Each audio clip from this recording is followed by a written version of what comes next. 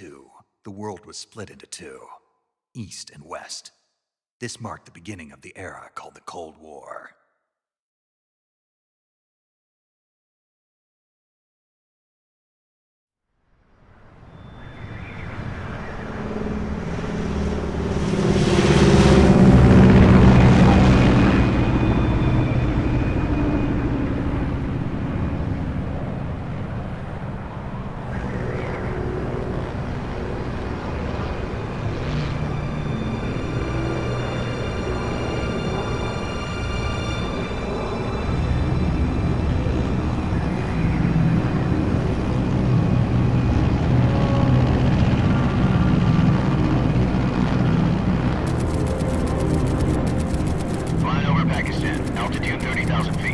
Approaching Soviet airspace.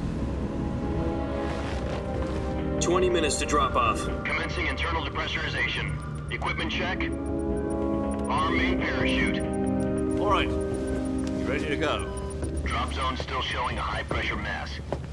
Cav okay. Good. We've got high visibility.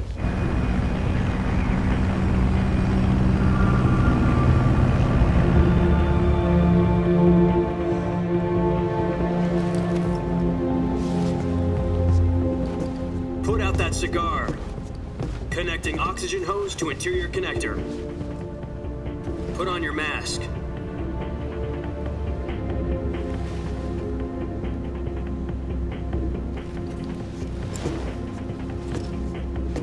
Does this panty waste know what he's doing? Approaching release point. 10 minutes to drop off. Hey, are you deaf? He said put out the cigar and put on your mask.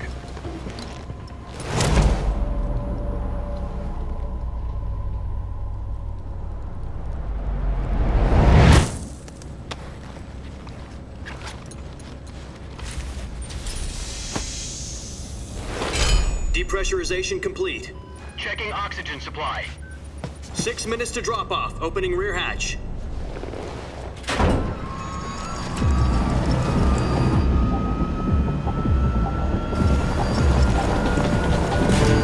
Sunrise.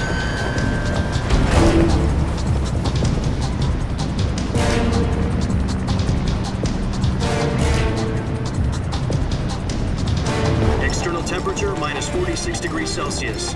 2 minutes to drop off. Stand up. You'll be falling at 130 miles per hour. Try not to get frostbite from the wind chill. 1 minute to drop off. Move to the rear. Activate bailout bottle. This is one for the history books. The world's first halo jump. 10 seconds to drop off. Stand by. Status okay. All green. Prepare for drop off. Countdown. 5, 4, 3, 2, 1. Spread your wings And fly. God be with you.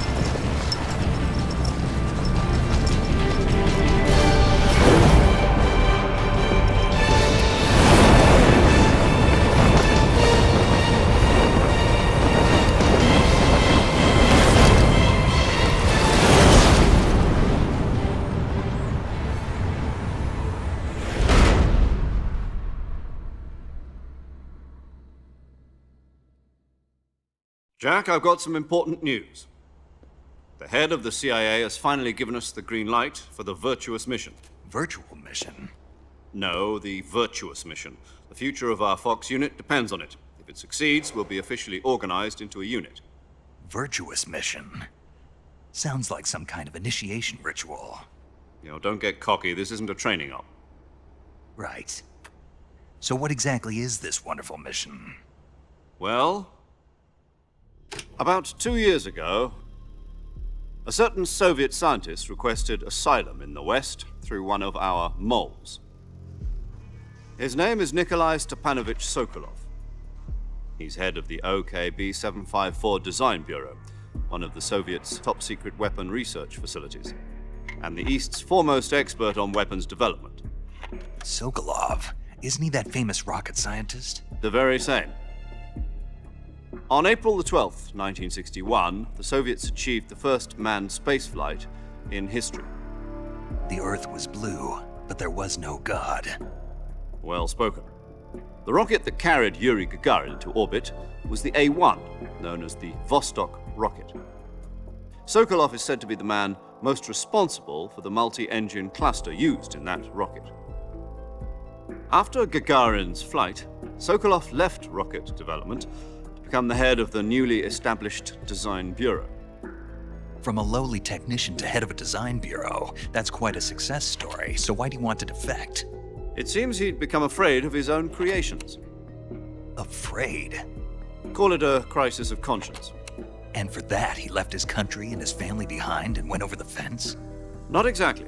One of his conditions was that his family was also to be taken safely to the west. We used a mole to get the family out first and succeeded in sneaking Sokolov over the Berlin Wall shortly afterwards. I was the one who conducted the operation. The security on the eastern side was still full of holes back then. Then what? We got Sokolov over in one piece, but the whole ordeal had left him exhausted, and we checked him into a hospital in West Berlin. It took him 2 weeks and more than 600 miles to get from the research facility in the Soviet Union to Berlin. He was in no condition to say anything coherent. And it was only a week later that we had something much bigger on our hands. The Cuban Missile Crisis. October the 16th, 1962, President Kennedy received word that the Soviets were in the process of deploying intermediate-range ballistic missiles in Cuba. The President demanded that the Soviets dismantle and remove the missiles. At the same time, he announced a naval blockade to prevent further missile shipments from reaching Cuba. But the Soviets didn't back down, instead placing their armed forces on secondary alert. Soviet transport ships carrying missiles continued on course towards Cuba. US and Soviet forces went on alert for an all-out nuclear war.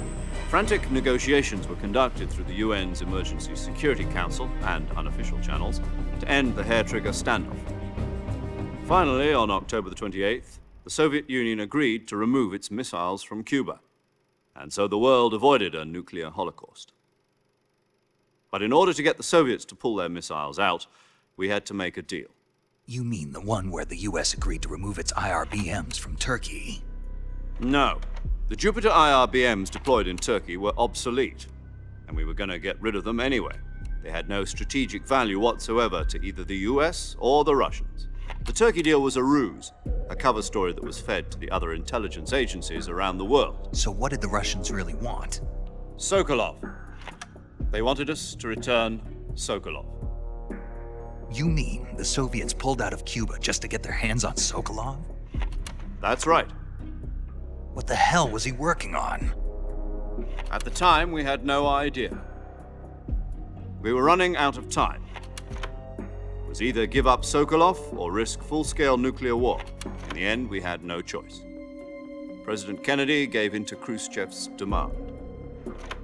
The next day, I got Sokolov out of the hospital, handing him over to agents on the eastern side. Sokolov kept on screaming, "Save me," until he disappeared from my sight. Then, a month ago, we received some new information from one of our moles. About Sokolov? Yes. He was taken back to the research facility and forced to continue working on the weapon in question under KGB supervision. What's more, it's on the verge of completion. So what kind of weapon is it? Something to do with space rockets? No, missiles. Same technology. I guess you're right. We don't know the details, but it appears to be a new kind of nuclear device. For half a year now, the Soviets have been conducting frequent nuclear tests at Semipalatinsk. Something to do with the weapon, I assume.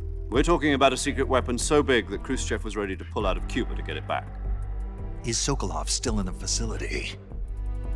No. According to our intelligence, he's in Selinoyarsk, a place in the mountains about 3 miles to the west that's known as the Virgin Cliffs.